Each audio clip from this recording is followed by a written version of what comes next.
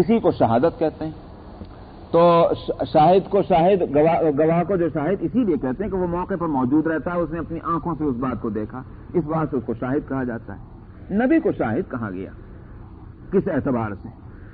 دو اعتبار سے کہا جاتا ہے۔ ایک تو یہ کہ تمام جو امتیں گزر چکی ہیں ان سب امتوں کے لیے فیصلہ جو ہوگا سزا کا یا جزا کا، وہ فیصلہ ہوگا نبی کریم صلی اللہ علیہ وسلم کی شہادت پر، ساری امتوں کا، جیسا کہ خود روایت میں آتا ہے کہ نبی کریم صلی اللہ علیہ وسلم نے خود فرمایا کہ یوم حساب میں جب امتوں کو حساب کے میدان میں لایا جائے گا اور اللہ کی طرف سے یہ دعویٰ ان کے سامنے آئے گا کہ ہم نے نبی بھیجے، اور حضرت انبیاء علیہ السلام سے پوچھا جائے گا ہم نے تم کو بھیجا امتوں کی طرف نبی بنا کر، تم نے کیا کیا؟ حالانکہ اللہ عالم الغیب والشہادہ ہے، مگر وہ یوم حساب ہے، وہاں ہر ایک کو کہنے اور سننے کا موقع ملے گا، نہ صرف یہ کہ کہنے سننے کا بلکہ لڑنے اور جھگڑنے تک کا موقع ملے گا۔ ثم یوم القیامت عند ربکم تختصمون، پھر قیامت کے دن تم اپنے رب کے سامنے، اپنے رب کے پاس جو ہے جھگڑو گے، تو باقاعدہ وہاں جھگڑا بھی کریں گے اپنے حق کے تعلق سے کہ نہیں ہم نے یہ نہیں کیا، ہم نے یہ نہیں کیا، سمجھا؟ اللہ میاں ثابت کریں گے کہ ہاں تم نے یہ کیا۔ تو جس طرح سے ایک صاحب حق چاہے نہ حق ہی کیوں نہ ہو مگر اپنے حق کے لیے لڑتا ہے، ٹھیک اسی طرح قیامت کے یوم حساب میں یہ لوگ وہاں جھگڑا بھی کریں گے اللہ سبحانہ و تعالیٰ سے، اور جب اس کے بعد کوئی صورت رہے گی نہیں اور خود ان کے بدن ہی شہادت دیں گے ان کے خلاف، تب ظاہر ہے کہ پھر ان کی گاڑی کہاں تک چلے گی؟ تو وہاں انبیاء علیہ الصلوۃ والسلام سے خطاب ہوگا، تم نے کیا کیا؟ انبیاء علیہ السلام کہیں گے کہ ہم نے جو دین آپ نے ہم کو دیا تھا، جو پیغام آپ نے ہم کو دیا تھا، وہ پیغام ہم نے اپنی امت تک پہنچایا، لیکن ہماری امت کے کچھ لوگوں کے سوا اکثریت وہ تھی جنہوں نے ہماری بات پر کان نہیں دھرا، ہماری بات کو نہیں سنا۔ تو ان مجرموں سے اللہ سبحانہ و تعالیٰ پوچھیں گے تم نے کیوں نہیں سنا؟ میرے نبی کی بات کو تم نے کیوں نہیں سنا؟ میرے پیغام کو تم نے اس کا کان کیوں نہیں رکھے؟ کہیں گے ہمارے پاس تو آپ کا پیغام نہیں آیا اللہ میاں، کہ میں نے اس نبی کو بھیجا، اس نبی کو بھیجا، ہم نے نہیں جانتے، ہمیں معلوم نہیں کون نبی، ہمارے پاس کوئی نہیں آیا۔ نوح علیہ الصلوۃ والسلام کی قوم اور دوسری قومیں اسی طرح کہیں گی۔ تو اللہ تعالیٰ انبیاء علیہ الصلوۃ والسلام سے کہیں گے کہ یہ امتیں جس کی طرف تم کو نبی بنا کر بھیجا گیا وہ انکار کر رہی ہیں کہ تم نہیں گئے ان کے پاس، انہوں نے تم کو نہیں دیکھا، تو تمہارا وٹنس کون ہے جو اس بات کی شہادت دے کہ تم نے پیغام حق ان تک پہنچا دیا؟ اس لیے کہ جن تک پہنچانے کے لیے تم کو بھیجا گیا وہ انکار کر رہے ہیں۔ انبیاء علیہ الصلوۃ والسلام اس امت کو اپنی شہادت میں پیش کریں گے، امت محمد علیہ صاحب الصلوۃ والسلام، کہ یہ آخری امت جو ہے وہ ہماری شہادت دے گی، چنانچہ یہ امت شہادت کے لیے پیش ہوگی، تم دو شہادت۔ کیا انبیاء سابقین نے اپنی امتوں تک پیغام حق پہنچایا؟ یہ امت جو ہے اللہ سبحانہ و تعالی ہمیں اس میں شامل رکھے، یہ بہت بڑا اعزاز ہے یقیناً اللہ کی طرف سے کہ ہم انبیاء علیہ الصلوۃ والسلام کی صداقت اور ان کے کارناموں کے لیے ہم لوگ شہادت دیں گے۔ تو اس شہادت پر بھی اعتراض ہوگا، ان کی شہادت جو ہے ان کو ہم نہیں جانتے، یہ ہم کو نہیں جانتے، ہم ان سے پہلے آئے یا ہمارے بعد میں آئے، ان کی شہادت کیسے؟ پوچھا جائے گا تم نے کیسے شہادت دی؟ سمجھ آئے؟ تو امت کہے گی بے شک ہم ان کے زمانے میں نہیں تھے، مگر ہمارا سورس آف نالج جو ہے وہ ہے خاتم النبیین صلی اللہ علیہ وسلم کی ذات گرامی اور آپ کی دی ہوئی اطلاعات۔ آخر نبی کریم صلی اللہ علیہ وسلم کو اس سے پوچھا جائے گا کہ آپ نے یہ شہادتیں دی؟ ہاں میں نے دی، اور مجھے یہ بات جبریل نے بتائی، جبریل نے لوح محفوظ سے بتلائی، تو غرض ہے کہ وہ سلسلہ اللہ سبحانہ و تعالیٰ تک۔ نبی کریم صلی اللہ علیہ وسلم کی شہادت آ جانے کے بعد اب فیصلہ ہو جائے گا کہ مجرم مجرم ہیں اور جو جزا کے مستحق ہیں وہ جزا کے مستحق ہیں، جن کو جنت میں جانا ہے وہ جنت میں جائیں گے اور جو جہنم میں جانا ہے وہ جائیں گے، مقدمے کا فیصلہ ہو جائے۔ تو ایک تو شاہد ہونا اس اعتبار سے ہے نبی کریم صلی اللہ علیہ وسلم کا، دوسرا شاہد ہونا اس اعتبار سے ہے کہ جو بعض روایتوں میں آتا ہے کہ اس امت کے، خود آپ کی امت کے اعمال اور احوال نبی کریم صلی اللہ علیہ وسلم کی خدمت میں پیش کیے جاتے ہیں، بعض روایتوں کی بنیاد پر ہفتے میں 1 دن اور بعض روایتوں کے مطابق ہفتے میں 2 دن۔ خود نبی کریم صلی اللہ علیہ وسلم کی امت کے حالات آپ کے پاس پیش کیا۔ اس واسطے مفسرین کا یہ لفظ جو ہے بالکل صحیح ہے کہ نبی کریم صلی اللہ علیہ وسلم اپنی امت کے افراد سے ان کے اعمال کے ذریعے سے واقف ہوتے ہیں۔ یہ چاہے وہ صورت سے واقف نہیں، اس لیے کہ عالم الغیب و شہادہ نہیں، وہ تو اللہ کی ذات ہے، مگر ہاں عبداللہ سلیم یہاں بیٹھا ہوا ہے، عبداللہ سلیم سے اللہ کے رسول کس حیثیت سے واقف ہیں؟ اس کے عمل کے ذریعے سے۔ عمل برا ہے تو اور اچھا ہے تو۔ اسی طرح اس امت کے سفر سے اللہ کے رسول صلی اللہ علیہ وسلم جو لسٹ اعمال کی ان کے پاس جاتی ہے، اس لسٹ کے ذریعے سے امت کے افراد سے واقف ہے۔ اس اعتبار سے شاہد ہیں، قیامت کے دن اپنی امت کے معاملے میں نبی کریم صلی اللہ علیہ وسلم شہادت دیں گے اور سب سے بڑے شاہد ہوں گے۔ یہ ہے انا ارسلناک شاہدا، فرمایا کہ ومبشرا۔ دوسری شان آپ کی یہ ہے کہ خوشخبری سنانے والے ہیں۔ کن کو خوشخبری سنانے والے ہیں؟ پیغام حق قبول کرنے والوں کو۔ خوشخبری جنت کی، خوشخبری جزا کی، خوشخبری نجات کی۔ ومبشرا ونذیرا، اور جو نہ ماننے والے ہوں ان کے حق میں ڈرانے والے ہیں۔ تو یہ تیسری شان ہوئی اللہ کے رسول۔ وداعیا الی اللہ باذنہ، اور دعوت دینے والے ہیں اللہ کی طرف اس کے حکم سے اور اس کی ہدایت سے۔ یہ نہیں کہ خود جی چاہ رہا تھا پیغمبر بننے کو بن بیٹھے، سمجھا؟ وہ صورت نہیں، بلکہ یہ کہ اللہ ہی نے مقرر فرمایا ان کو داعی کی حیثیت سے، تو اس لیے اللہ کے حکم سے فرمایا، اللہ کی ہدایت پر اللہ کی طرف دعوت دینے والے ہیں۔ یہ چوتھی شان ہوئی۔ وسراجا منیرا، اور پانچویں شان یہ کہ وہ سراج منیر ہے۔ سراج کہتے ہیں چراغ کو، منیر روشن کرنے والا چراغ۔ تو یہاں آپ کو ایک چراغ سے تشبیہ، ایک بطور کنایہ کے یہ لفظ لائے ہیں آپ کی پانچویں شان بتلانے کے بعد۔ مراد تو ظاہر ہے اس سے ہدایت ہے کہ ہدایت کی روشنی پہنچانے والے ہیں نبی کریم صلی اللہ علیہ وسلم۔ امت کے افراد اس روشنی کا فیض حاصل کرتے ہیں نبی سے۔ بات تو اصل یہ ہے، مگر اس کے لیے کنایتاً کیا لفظ استعمال کیا گیا؟ روشن چراغ۔ عقل تو یہ کہتی ہے کہ نبی کی ذات اس روشنی کے اعتبار سے اگر سمجھا جائے تو سورج ہوتی۔ مثال دی جاتی شمسن، کہ سورج ہے منیر، اس واسطے کہ نبی کی روشنی تو حقیقت دیکھا جائے کہ نبی کی نبوت کی روشنی تو کہیں سورج سے بھی بڑھ کر ہے۔ کیوں؟ اس واسطے کہ سورج تو روشن کرتا ہے صرف سطح دنیا کو، سمجھ میں آئے نہیں بات یہ، لیکن نبی کی نبوت کی روشنی پہنچتی ہے باطن قلب کے اندر تک، سمجھ میں آیا؟ اور اس کے علاوہ سورج کی روشنی صرف اس وقت جو چیزیں موجودات میں ہیں انہی تک پہنچتی ہے، لیکن نبی کی نبوت کی روشنی کہاں تک پہنچ رہی؟ اگر وہ میری وہ تقریر لی جائے خاتم النبیین کی جو بھی میں کر چکا ہوں تو اولین تک بھی پہنچ رہی اور آخرین تک بھی پہنچ رہی، اور اگر وہ بھی نہ مانی جائے اس تقریر کو تو یہ تو ماننا پڑے گا کہ قیامت تک پہنچ رہی ہے۔ تو ظاہر ہے کہ آج کے سورج کی روشنی کل کے آنے والے دن کو نہیں پہنچ رہی ہے۔ اس اعتبار سے نبی کریم صلی اللہ علیہ وسلم کی شان تو سورج سے بھی کہیں بلند ہے اس روشنی کے اعتبار سے۔ جائے کہ ان کو چراغ کہا گیا، تو چراغ کیوں کہا گیا؟ اس کی وجہ یہ ہے کہ سورج اور چراغ میں ایک فرق ہے۔ سورج کی تک رسائی ہر ایک کی نہیں، چراغ تک رسائی ہر ایک کی ہے۔ سورج کی روشنی اپنے اختیار میں نہیں کہ جب چاہے اس روشنی سے فیض حاصل کر لیں، چراغ کی روشنی سے فیض اٹھانا اپنے اختیار میں ہے۔ تو امت کے افراد کو یہاں یہ یوں کہیے کہ جس کو یوں کہا جائے گا بے اختیار نہیں کیا گیا کہ ہمارے اختیار میں تمہارے اختیار نہیں نبی کی روشنی سے فائدہ اٹھانا، یہ نہیں، بلکہ جب تم ارادہ کرو گے تمہیں نبی کی نبوت کی روشنی سے فیض پہنچ سکتا ہے، تم جب ارادہ کرو، اب کرو تب کرو۔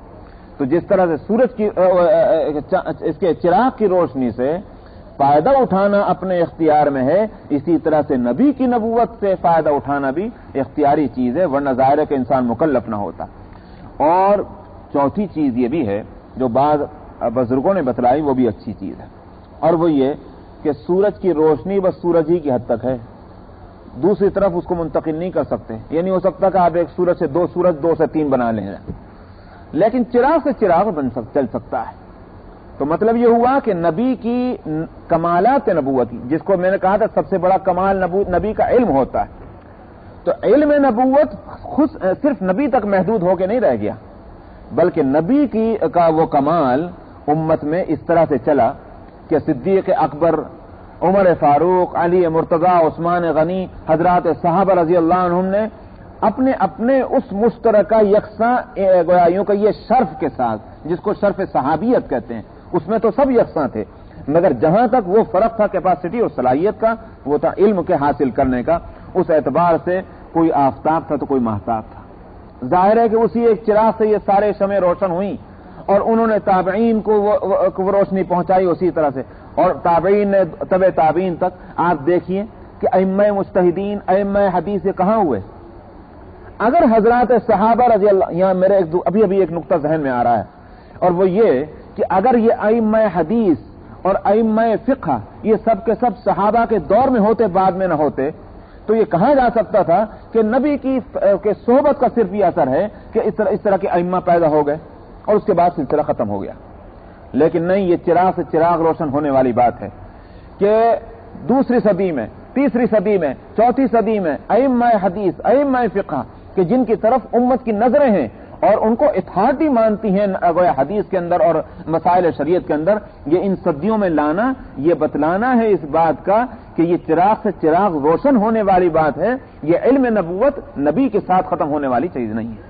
واللہ عالم۔ بہرحال یہ ایک نقطہ سمجھ میں آیا، تو اس لیے سراج منیر یہاں لائیں۔ وَبَشِّرِ الْمُؤْمِنِينَ بِأَنَّ لَهُم مِّنَ اللَّهِ فَضْلًا كَبِيرًا، اور خوشخبری سنا دیجئے مؤمنین کو کہ ان کے واسطے اللہ کی طرف سے بہت بڑا فضل ہے۔ ابھی صورت میں وَلَا تُطِعِ الْكَافِرِينَ، کیونکہ وہاں مبشر بتایا تھا نا، وہ جو مبشر بتایا تھا نبی کریم صلی اللہ علیہ وسلم کی شان، اس کی یہاں وضاحت ہے۔ کس کے حق میں مبشر ہیں؟ کہیں جنات کے حق میں مبشر ہیں، فرشتوں کے حق میں مبشر ہیں، حیوانات کے حق میں مبشر ہیں، کس کے حق میں مبشر ہیں؟ پچھلی امت کے مومنین کے حق میں مبشر ہیں۔ اس لیے یہاں اس مبشر ہونے کو یہاں واضح کرتے ہوئے اس آیت میں فرمایا خوشخبری سنا دیجئے مؤمنین کو کہ ان کے واسطے اللہ نے بڑا فضل رکھا ہوا ہے، یہ ہے مبشر ہونے کی شان۔ وَلَا تُطِعِ الْكَافِرِينَ وَالْمُنَافِقِينَ، اور اے پیغمبر آپ نہ مانیں کافروں اور منافقوں کی بات کو اور چھوڑ دیں آپ ان کی تکلیفوں کو، درگزر کریں۔ ظاہر ہے کہ نبی کریم صلی اللہ علیہ وسلم کہاں ماننے والے تھے؟ وہاں تو خطرہ ہی نہیں تھا کہ آپ منافقین اور کافرین کی بات مان سکتے تھے، مگر کسی مصلحت سے کسی حکم شریعت کو ڈیلے کر دینا یہ بھی ایک درجہ ہے ماننے کا۔ اس سے بھی روکا جا رہا ہے کہ جو نبی کریم صلی اللہ علیہ وسلم کی طبیعت میں ایک تامل پیدا ہو رہا تھا نکاح زینب کے تعلق سے، تو اس کو بتلایا جا رہا کہ آپ کافروں اور منافقوں کی بات نہ سنیں، چھوڑ دیں، ان کی جو تکلیفیں پہنچنی ہیں پہنچ رہی ہیں ان کے بارے میں اس کو درگزر کریں۔ وَتَوَكَّلْ عَلَى اللَّهِ، اور ان تکلیفوں کے درگزر کرنے میں اللہ پر بھروسہ کریں۔ وَكَفَى بِاللَّهِ وَكِيلًا، اللہ ہی کارساز ہونے کے اعتبار سے کافی ہے۔ یا ایھا الذین آمنوا اذا نکحتم المؤمنات ثم طلقتموهن من قبل ان تمسوهن، یہاں مومنین کو خطاب ہے چونکہ گزشتہ آیت میں نکاح کا ذکر آیا تھا، نکاح زینب کا نبی کریم صلی اللہ علیہ وسلم کے ایک نکاح کا، اور یوں کہیے کہ اس میں ایک حکم شرعی آ گیا تھا اس صورت میں کہ متبنہ منہ بولے بیٹے کی بیوی سے نکاح ہو سکتا ہے، ایک حکم شریعت معلوم ہو گیا۔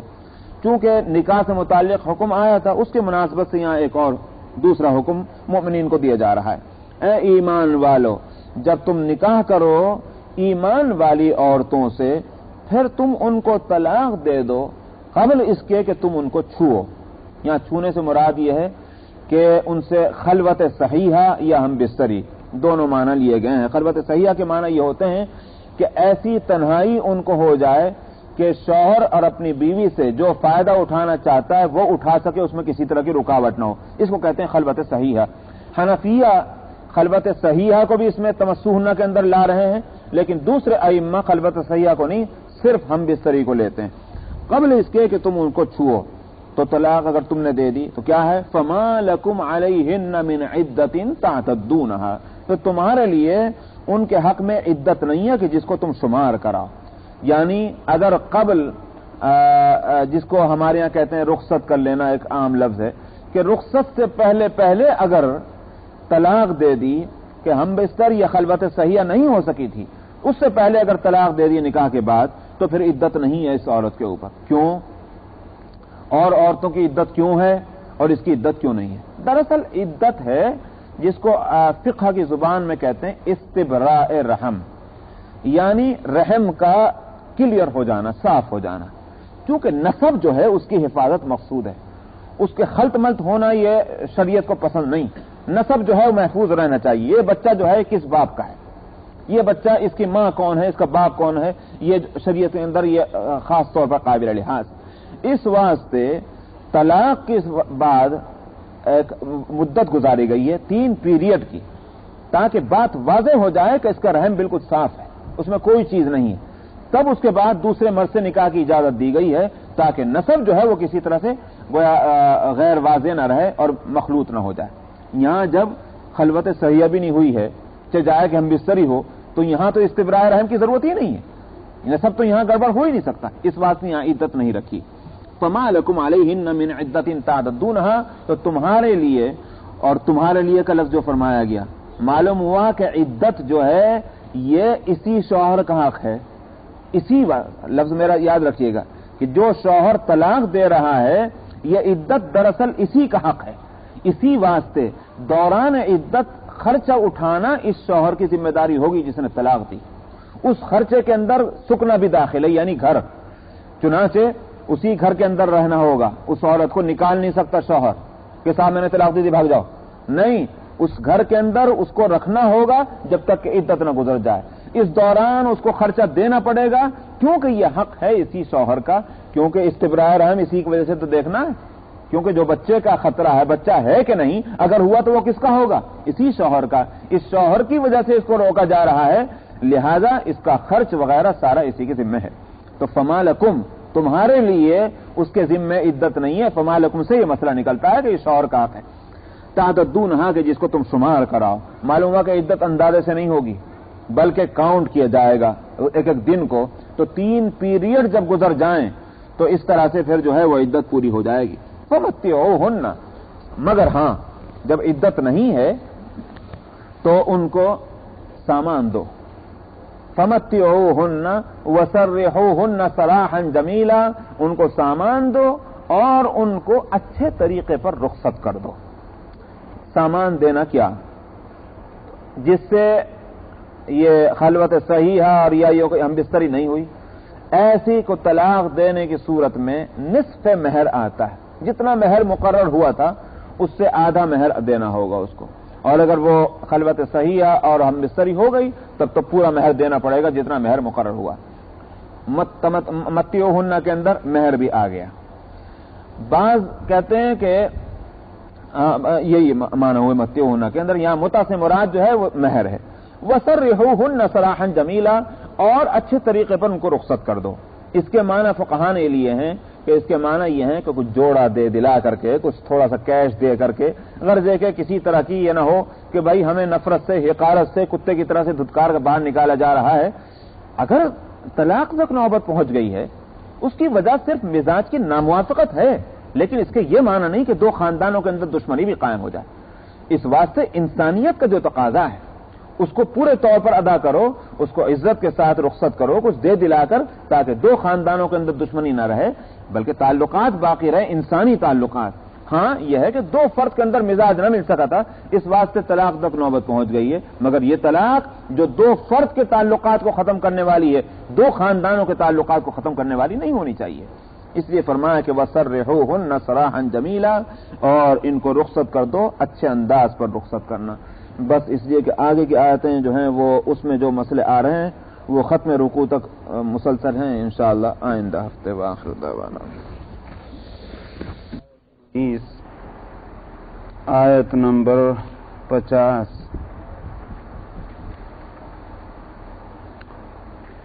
اعوذ باللہ من الشیطان الرجیم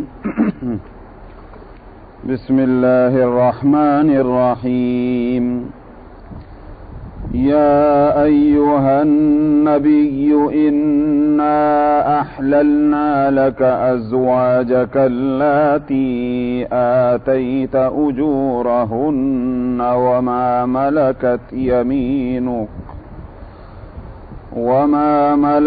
يمينك مما أفاء الله عليك وبنات عمك وبنات عماتك وبنات خالك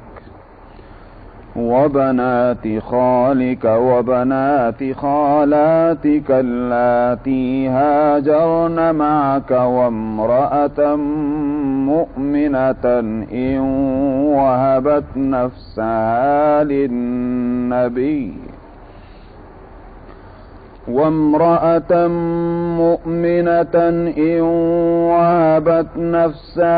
للنبي إن أراد النبي أن يستنكحها خالصة لك من دون المؤمنين. قد علمنا ما فرضنا عليهم في أزواجهم وما ملكت أيمانهم لكي لا يكون عليك حرج وكان الله غفورا رحيما. ترجي من تشاء منهن وتؤوي إليك من تشاء ومن ابتغيت ممن عزلت فلا جناح عليك. ذلك أدنى أن تقر أعينهن ولا يحزن ويرضين بما آتيتهن كلهن والله يعلم ما في قلوبكم وكان الله عليما حليما. لا يحل لك النساء من بعد ولا أن تبدل بهن من أزواج ولو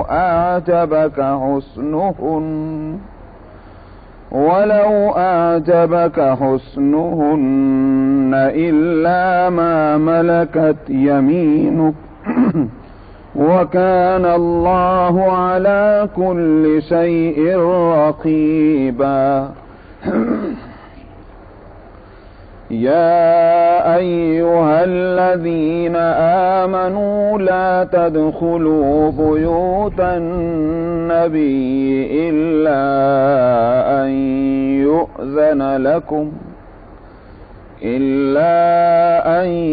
يؤذن لكم إلى طعام غير ناظرين إناه ولكن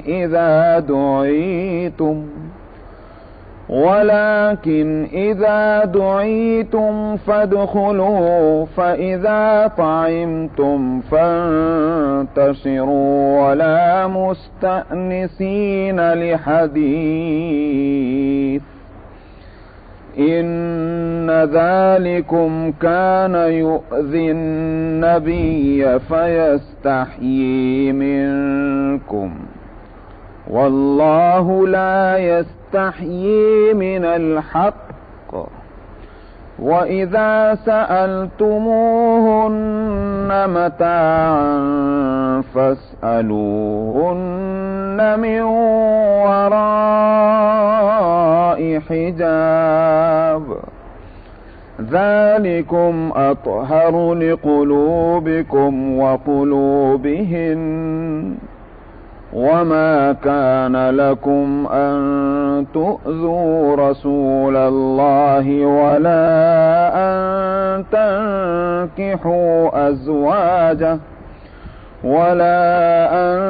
تنكحوا أزواجه من بعده أبدا إن ذلكم كان عند الله عظيما إن تبدوا شيئا أو تخفوه فإن الله كان بكل شيء عليما صدق الله العظيم.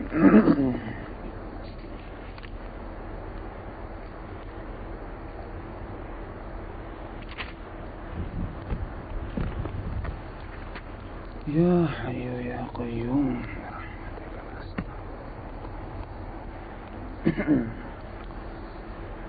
گزشتہ آیتوں میں حضرت زینب بنت جحش رضی اللہ عنہا کے ساتھ نبی کریم صلی اللہ علیہ وسلم کے نکاح کا تذکرہ تھا.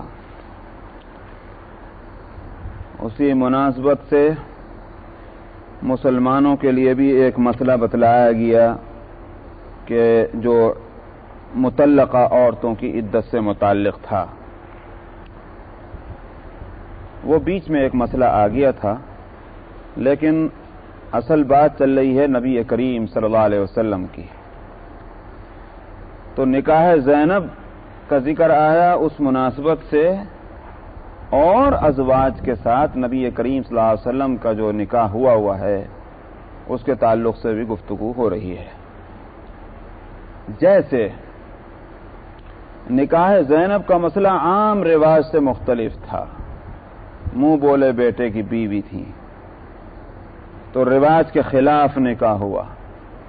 اس کو جس طرح سے بتلایا گیا اسی طرح سے ایک اور مسئلہ ہے، اور وہ ہے کہ عام مومنین کتنے شادیاں کر سکتے ہیں اور نبی کے لیے کیا حکم ہے. یہ ایک مسئلہ ہے. عام مومنین کے لیے سورہ نساء میں بتلا دیا گیا مثنا و ثلاث و رباع، اور وَإِنْ خِفْتُمْ أَلَّا تَعْدِلُوا فَوَاحِدَةً. اگر عدل نہیں ہو سکتا، ضرورت کے باوجود اگر یہ خطرہ ہے کہ ایک سے زیادہ شادی کریں گے تو عدل نہیں قائم ہوگا، برابری نہیں ہو سکتی، تو اس صورت میں بس ایک ہی سے شادی ہوگی. اور اگر ضرورت بھی ہے، عدل کا قائم کرنے کے تعلق سے پورا اطمینان بھی ہے، تب اس صورت میں ایک سے زائد کی اجازت ہے ضرورت کے مطابق. 2 کی ضرورت ہو سکتی ہے، 3 کی ہو سکتی ہے، بہرحال اس کی کوئی ایک لمٹ رکھی جائے گی تو 4 لمٹ. یہ عام مومنین کے لیے. ضرورت کا مطلب یہی نہیں کہ ایک شہوانی ضرورت کے معنی ہرگز وہی نہیں. یہ بھی ایک ضرورت ہے بلا شبہ، مگر ضرورت کے صورتیں مختلف ہو سکتی ہیں. مثال کے طور پر ایک شادی کی، وہ کسی قدرتی آفت کی وجہ سے معذور ہو گئی، بیمار ہے، بستر فراش پر پڑی ہوئی ہے. اب یا تو آپ اس کو نکال باہر کیجئے، طلاق دے دیجئے، وہ بیچارے پر اور ظلم، مرتے کو ایک اور لات رسید، یا پھر یہ کہ اس کو اپنے نکاح میں رکھیے. کیوں اس کو صدمہ پہنچایا، اس کے خرچ وغیرہ کے تعلق سے، اس کی دلداری علاج معالجے کے تعلق سے جو ہے وہ ہوتا رہے. لیکن سوال یہ کہ جس مقصد کے لیے نکاح ہوتا ہے اس مقصد کے لیے کیا کرے. اس کی اجازت دی گئی کہ بھئی دوسری کر لو، یا اور اس طرح کے ضرورتیں جتنی پیش آ سکتی ہیں. تو اس کے یہ معنی نہیں کہ صاحب جب تک 4 نہ کر لے جب تک کہ اسلام کا حق ہی ادا نہیں ہوگا. ہرگز یہ منشا نہیں ہے. عدل کی کنڈیشن ہے اور ضرورت کی ہے. ضرورت ہو اور عدل کا اطمینان ہو. اور عدل جو ہے وہ ایسی چیز ہے کہ جس کو یوں سمجھیے کہ اس کے لیے کوئی متبادل لفظ اردو میں تو ہم نہیں پاتے. عربی کا ایک لفظ ہے، وہ بھی قرآن کی ایک اصطلاح ہے. عدل ہونا چاہیے ان کے درمیان میں، کسی صورت میں بھی نہ برابری نہ ہو. ہاں، جس حد تک کہ انسان بے اختیار ہو اس حد تک کہ عدل کا وہ مکلف نہیں. مثلا دل کا میلان ایک کی طرف زیادہ دوسرے کی طرف کم، یہ تو غیر اختیاری چیز ہے. تو اس حد تک تو معاف ہے. معاملات کے اندر، بہیویئر کے اندر، برتاؤ کے اندر، لین دین کے اندر گفتگو اور بات چیت کے اندر یہ معاملات جو ہیں اس میں عدل مکمل طور پر ضروری ہے. جس کو یہ خطرہ ہو کہ یہ عدل نہیں قائم ہو سکتا، جائز نہیں ہے اس کے لیے ایک سے زائد شادی کرنا. تو بہرحال امت کے لیے تو 1 تا 4 حالات کے تحت، بلکہ میں تو یہ کہتا ہوں کہ اگر یہ تو عدل کی صورت میں ہے، لیکن اگر یہ مسئلہ ہے کہ کوئی مرد ایک عورت کے بھی حق ادا نہیں کر سکتا، اس کو یہ خطرہ لگا ہوا ہے، اس کو نکاح بھی نہیں کرنا چاہیے. ایسے مرد کے لیے علاج یہ ہے کہ روزے رکھو. کیوں؟ اس لیے کہ کہیں ایسا نہ ہو کہ تم گناہ میں مبتلا ہو جاؤ، اپنے نفس کا علاج روزوں سے کرو. اگر تم یہ سمجھتے ہو کہ نکاح کر کے ذمہ داری نہیں اٹھا سکتے، حالات عارضی یا مستقل طور پر اس کی اجازت نہیں دے رہے ہیں، ایک کی بھی شادی کی اجازت نہیں. مسئلہ اسلام کا جو ہے اس کو پورے طور پر جب لوگ نہیں سمجھتے تو آسمان کو سر پہ اٹھاتے ہیں. اس لیے میں نے واضح کیا ہے. تو بہرحال امت کے لیے تو مسئلہ، لیکن نبی کریم صلی اللہ علیہ وسلم کی زندگی کو ہم دیکھتے ہیں تو وہاں آپ کی شادیاں تو کئی ہوئیں، آپ کے نکاح میں کئی ازواج ہیں.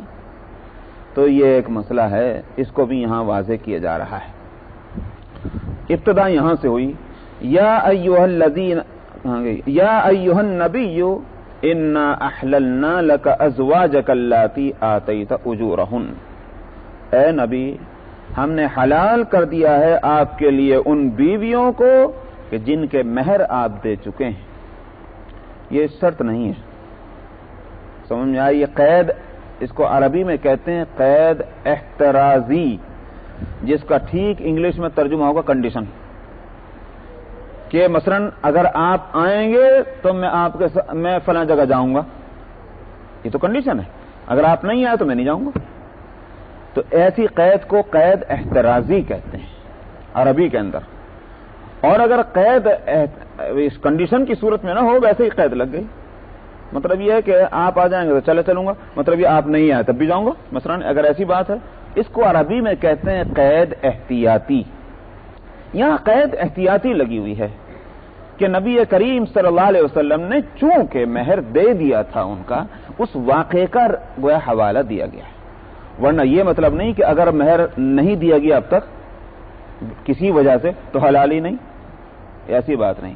امت کے لیے بھی مسئلہ موجود ہے کہ مہر واجب تو ہے، چاہے بوقت نکاح مہر مقرر ہوا ہو کہ نہ ہوا.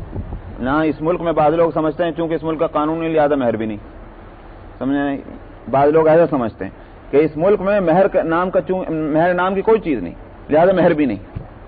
مہر یاد رکھیے شرعی حق ہے، چاہے وہ ایلیمنی وغیرہ دینی پڑتی ہو کہ نہ دینی پڑتی ہو، اس قانون سے جان چھڑانے کے لیے اس ملک کے، وہ اس ملک کا حق ہے، اس ملک کا تجویز کردہ، لیکن شرعی حق ہے مہر کا. اسی واسطے شرعی مسئلہ یہ ہے کہ اگر مہر نہیں مقرر کیا جا سکا بوقت نکاح، یہاں تک کہ فقہاء یہ کہتے ہیں کہ اگر کسی عورت نے یوں کہہ دیا میرا نکاح بغیر مہر کے، فقہاء کہتے ہیں تب بھی مہر ضروری ہے، تب بھی مہر ہے. ہاں پھر کیا ہوگا؟ اب اس نے تو نکاح کے وقت میں یوں کہا تھا کہ میں بغیر مہر کے نکاح کرنا چاہتی ہوں اور کر رہی ہوں. فقہاء کہہ رہے ہیں مہر ہوگا تو کیا ہوگا؟ فقہاء کہتے ہیں کہ ایسی صورت میں مہر مثل ہوگا. مہر مثل کے معنی یہ ہیں کہ اس جیسی خاتون کا مہر کیا بنتا ہے، کیا مقرر ہوتا ہے. اس جیسی کا مطلب کیا ہوا؟ جس خاندان کی یہ خاتون ہے اور جن حالات میں اس کی شادی ہوئی، ان حالات کے اندر دوسری کوئی خاتون اس خاندان کی ہوتی اور رہی ہو تو اس کا جو مہر ہوتا ہے اس کو مہر مثل کہتے ہیں. تو خاندانی مہر، جس کو ہمارے یہاں اردو میں کہتے ہیں خاندانی مہر، بعض خاندانوں کے اندر مقرر ہوتے ہیں، وہ مہر جو ہے وہ مقرر ہو جائے گا چاہے بوقت نکاح بنا ہونا مقرر ہو کہ نہ ہو. تو یہ شرعی حق ہے. تو اگر کوئی شخص نکاح کے کرنے کے بعد رخصت سے پہلے اور خلوت سے پہلے نہیں دے سکا تو یہ مطلب نہیں کہ وہ حلال نہیں ہوگی، وہ حلال ہے، اس سے فائدہ اٹھانا بھی جائز ہے، جس کو کہتے ہیں مہر معجل. مہر دو قسمیں ہیں، ایک معجل اور ایک معجل. عین کا فرق ہے بیچ میں، ایک جگہ عین ہے اور ایک جگہ حمزہ ہے. معجل کا مطلب ہے इमीडिएट अदायगी, निकाह के बाद फौरन दे देना, उसके बाद उससे ताल्लुक कायम होगा। और एक है मुअज्जल, ताजील के माना है डिले करके कोई काम करना, दे देंगे इत्मीनान से। तो उस इत्मीनान का ये मतलब नहीं कि बस नहीं देंगे, बल्कि ये कि देना तो है, मगर ये कि उसका कोई वक्त मुकर्रर नहीं है।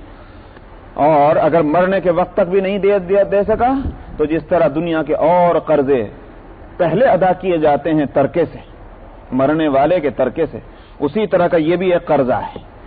मरने वाले के तरके से ये कर्जा अदा होगा, बीवी का महर, उसके बाद जो बकिया बचेगा उसमें बीवी का हिस्सा कायम होगा तरके के अंदर। ये नहीं हो सकता महर रलगट करके और बीवी का हिस्सा किसी मौलवी साहब से फतवा पूछ करके और उसको दे दिया जाए। नहीं, पहले महर निकालेंगे, अगर वो माफ नहीं करती और माफ करने का किसी तरह का दबाव उस पर नहीं डाला जा सकता। नाजायज होगा जो लोग उस औरत के ऊपर किसी तरह का अखलाकी हो या अपने बातचीत के जरिए से हो या किसी और तरह का प्रेशर उस पर डालना नाजायज होगा। हाँ, अपनी राजी से, अपनी रजा से, खुशी से, बगैर किसी जबर के, इकराह के, बगैर किसी शर्म के वो अगर माफ कर दे वो उसका हक है। तो महर ऐसी चीज है। यहां मैंने अर्ज किया कि नबी करीम सल्लल्लाहु अलैहि वसल्लम ने चूंकि सबका महर अदा कर दिया था, उस वाक़े का हवाला वाक़े की सूरत में दिया जा रहा है, वरना ये कंडीशन वो नहीं है कि अगर आप महर न अदा कर चुके होते तो वो बीवी हलाल ना होती। इन्ना अहलन्ना लका अज़वाजक अल्लाती आतैता उजूरहुन्ना वमा मलकत यमीनुक। इसी तरह से आपके बांदी जो है, जिसको ज़ेर कब्जा, हाथ तले, इसका सही अगर लफ्जी तर्जुमा करना चाहें, जो आपके हाथ तले हैं, क्या मतलब? आपके ज़ेर मिल्कियत है, वो भी आपके लिए हलाल की गई। यहां एक मसला है। और जो ओरिएंटलिस्ट ने जो प्रोपेगेंडा इस्लाम के अहकाम और तालीमात के ताल्लुक से किया और जो गर्द गुबार उठा करके सूरज की रोशनी को मांद करने की कोशिश की, उससे कुछ मुसलमान भी मुतासिर हुए। और खास तौर पर वो मुसलमान कि जिन्होंने इस्लाम को सीखा ही है, इस्लाम से वाक़फ़ियत हासिल की है, यानी इल्मी एतबार से कह रहा हूं, वैसे तो मुसलमानों के घर में पैदा हुए, लेकिन इल्मी एतबार से जिन्होंने इस्लाम से वाक़फ़ियत हासिल की है ओरिएंटलिस्ट की बुक्स, किताबों के जरिए से, वो जल्दी मुतासिर हो जाते हैं और कहते हैं साहब ये क्या चीज है, बांदी से गोया वो खलवत और हमबिस्तरी का होना बगैर निकाह के, ये इस मसला समझ में नहीं आता। बात समझ लीजिए। और अगरचे आज बांदिए का वजूद नहीं, गुलाम का वजूद नहीं, और ये भी देन है इस्लाम की। जालिम इस बात को तो इकरार नहीं करते कि ये इस्लाम ही का सदका है कि आज दुनिया से गुलामी और बांदी का रिवाज खत्म हुआ। उससे पहले कौन सा मजहब, कौन सी कौम, कौन सा मुल्क, कौन सी मिल्लत वो है कि जिसके यहां इस तरह की कोई हिदायत हमको मिलती है कि जहां गुलामों की आजादी का मसला हो? कोई नहीं। आज भी आप बाइबल पढ़ लीजिए, ये ढिंडोरा पीटते हैं इस्लाम के खिलाफ, इस्लाम के ताल्लुक से, बाइबल पूरी पढ़ जाइए, कहीं है गुलाम की आजादी का मसला? कहीं नहीं मिलेगा। इस्लाम ने आकर यह मसला उठाया कि फलाना काम करो तो बतौर कफ्फारे के गुलाम आजाद करो, फलानी बात हो गई बतौर कफ्फारे के गुलाम आजाद करो, फलानी बात हो गई गुलाम आजाद करो, समझा? और शौक अलग दिलाना। यहां तक के सदकात में, जो सदकात गोया वाजिबा हैं, जिसको ज़कात हम कहते हैं, वो देना ही देना है हर एक शख्स को, तो उसके जो मद्दात बतलाई गई हैं उसमें बतलाया कि वफिर रिकाब, सदका ज़कात की एक मद है गुलामों की आजादी, गुलाम खरीद करके आजाद करना, इसके लिए ज़कात खर्च की जाएगी, एक मद है। अब आप बताइए कि एक तरफ तो ज़कात के मुस्तहिक वो लोग हैं जिनके रोटी नहीं मिल रही, जिनके बदन जो है वो सर्दी और गर्मी की तकलीफ से लिबास के जरिए से नहीं छुप पा रहे हैं, एक तरफ तो ज़कात के वो मुस्तहिक हैं। कुरान उसी के मुताबिक ये जरूरत भी समझता है उसी के हम पल्ला, गुलामों को खरीद कर आजाद करो। कितना बड़ा दर्जा है। और फिर इतना ही नहीं, बल्कि सिर्फ गुलाम खरीद कर ही आजाद करना नहीं, इस कुरान ने गुलाम के ताल्लुक से मुस्तकिल दो मदें कायम की हैं, दो मदें। चुनाचे आप इस आयत को पढ़ें, इन्नमस्सदक़ातु लिलफ़ुक़राई, फकीरों के वास्ते, वल मसाकीन, मिस्कीनों के वास्ते, والعاملین علیہا، اور اس کے جو زکوٰۃ وصول کرنے کے واسطے مقرر کیے گئے ہیں، والمؤلفۃ قلوبہم، تالیف قلب کے لیے دل کو اسلام کی طرف متوجہ کرنے کے واسطے. میں اس وقت اس بحث میں نہیں جا رہا ہوں. وفی الرقاب، اور اسی طرح سے غلاموں کو آزادی کے معاملے، والغارمین، اور اسی طرح سے وہ کہ جو مقروض ہیں. الغارمین کے اندر بھی مفسرین کا کہنا یہ ہے کہ اس کے اندر وہ بھی شامل ہیں، وہ غلام کہ جن کو کہا جاتا ہے مکاتب. مکاتب اس غلام کو کہا جاتا تھا کہ جس کا آقا اس طرح کا معاملہ کر لے غلام سے کہ اگر تو اتنی رقم کہیں سے لا کر دے دے تو تو آزاد ہو جائے گا، تیری آزادی کا فیصلہ ہے میری طرف سے، اور میں تو آزاد خود بخود اگر اتنی رقم لا کے دے دے. ایسے غلام کو کہا جاتا تھا مکاتب. اور وہ کہاں سے لائے؟ قرآن نے ان کے لیے بھی بتایا کہ ان ایسے غلاموں کی گردن چھڑانے کے واسطے زکوٰۃ سے ان کی مدد کرو. خرید کر بھی، غلاموں کو خرید کر بھی اپنے ان کے مالکوں سے، اور ایسے غلاموں کے تعلق سے. تو غلامی کا رواج اگرچہ اسلام نے ختم کیا، مگر سوال تو یہ ہے کہ اس وقت تک تو موجود تھے، باندیاں بھی تھی، غلام بھی تھے. جب موجود ہیں تو ان کے لیے کوئی حکم چاہیے، ان کے لیے کچھ مسئلہ چاہیے کہ کس طرح سے سوسائٹی میں ان کے ساتھ معاملہ ہو. تو مسئلہ ہے نکاح کا. تو باندی کے ساتھ اس کے مالک کو بغیر نکاح کے خلوت اور ہم بستری کی اجازت دی گئی. اس پر سوال لوگ کرتے ہیں تو میں اس کا جواب دیتا ہوں، اور وہ یہ کہ مجھے بتلائیے نکاح کس کو کہتے ہیں؟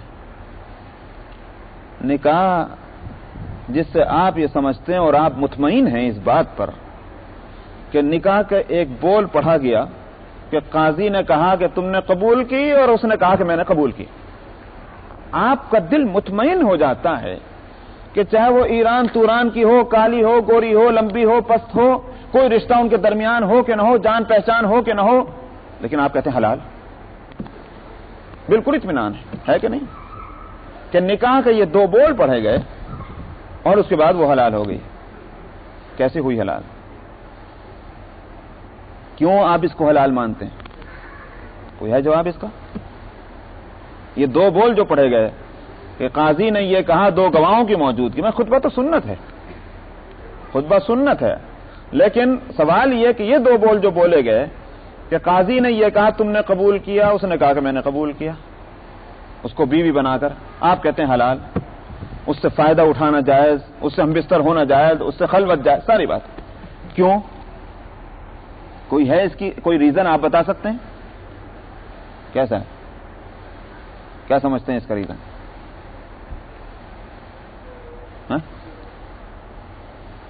ارے بھائی کیا سارے بے شادی شدہ تو نہیں بیٹھے ہیں؟ کچھ تو بتائیں اس کا ریزن کیا ہے؟ رضامندی دونوں کی رضامندی. اگر یہ بات ہے تو پھر تو زنا بھی جائز ہونا چاہیے، وہاں بھی تو دو راضی ہوتے ہیں. گواہوں کی موجودگی میں دو کی رضامندی. 50 آدمی کے سامنے اگر اجنبی سے یوں کہہ دے کہ صاحب میں تیرے ساتھ ہم بستر ہوتا ہوں تو کیا حلال ہو جائے گی؟ دونوں کے درمیان میں جو کانٹریکٹ ہے اور اس کو جو تکمیل کرنے کی جو ضرورت ہے، حقوق، ان سب سے بڑھ کر جو چیز ہے، سوال یہ سارے وہ ہیں مساوی حقوق بھی کہیں کوئی شخص اپنے ذمہ کورٹ میں چلا جائے جج کے سامنے، اگر جو ہے وہ یہی بات کہہ لے، کیا اس یہاں کی بات میں کہہ رہا ہوں، اس کورٹ میں جج کے سامنے جا کر جس کو کورٹ میرج کہتے ہیں، یہ حلال ہے؟ کیوں؟ ایگریمنٹ تو کر رہا ہے وہاں. اگر آپ جو معاہدہ کہہ رہے ہیں، جو ایگریمنٹ ہے وہ تو ہو رہا ہے، پھر آپ کیوں نہیں حلال کہتے؟ ایک ہی چیز ہے جس کو کہنے، اللہ سبحانہ و تعالی نے اس کے حلال کرنے کی جو صورت بتا دی، اللہ کے کہنے سے جب ہم نے وہ صورت اختیار کی تو حلال ہوئی. اصل حلال کرنے والے اللہ ہیں، اور اس حلال کی بھی صورت کے علاوہ بقیہ صورتیں سب کے سب حرام ہیں، اس لیے کہ اس مقررہ صورت کو جس کو اللہ تعالیٰ نے مقرر کر دیا ہے اور اللہ نے خود تجویز کیا کہ اس صورت کو اختیار کرو گے تو حلال ہو جائے گا، تو اللہ کے حلال کرنے سے حلال ہوئی ہے، ہمارے سے نہیں.